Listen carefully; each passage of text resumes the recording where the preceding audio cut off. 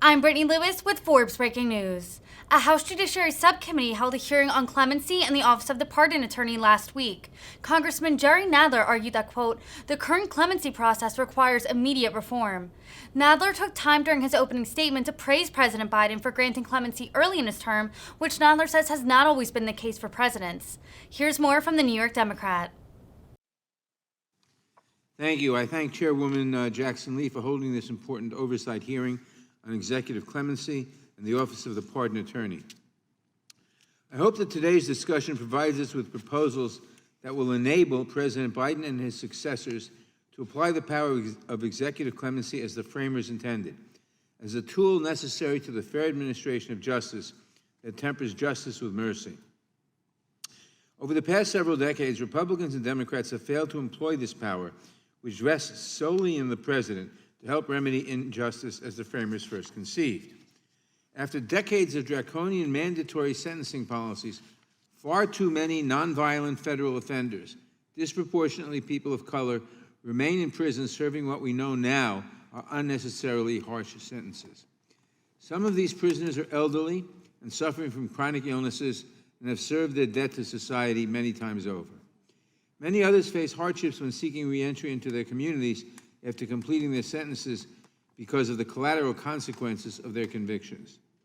Clemency is the only remaining relief for many of these people.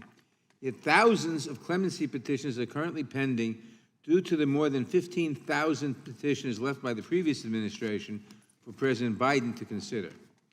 The tremendous responsibility of reviewing these petitions and making recommendations to the President has been customarily delegated to the Office of the Pardon Attorney, an agency within the Department of Justice. This subcommittee has both the authority and the obligation to evaluate the efficacy of this office and to improve upon its ability to support a vital authority of the executive. I know that many of our witnesses today agree that the current clemency process requires immediate reform.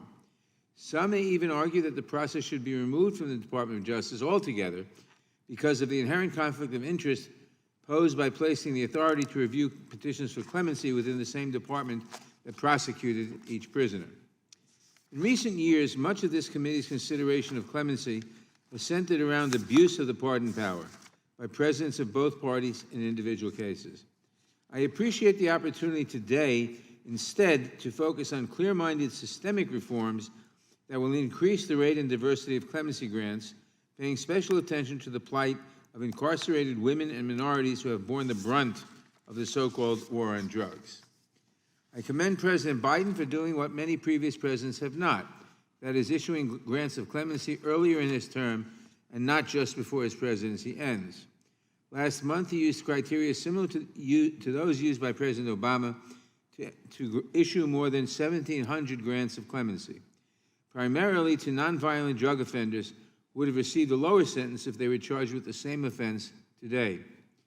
Recalling our recent discussions surrounding the exercise of compassionate release and implementation of the First Step Act, we know that there are thousands more remaining in prison or who are now released in home confinement with similar stories.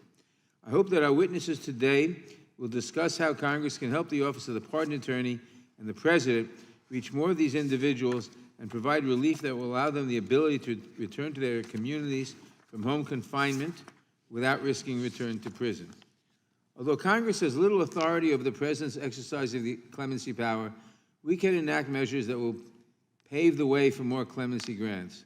We can also assist in reforming the processes we do have control over to ensure that petitions are treated fairly and timely and as a routine mechanism of the criminal justice system.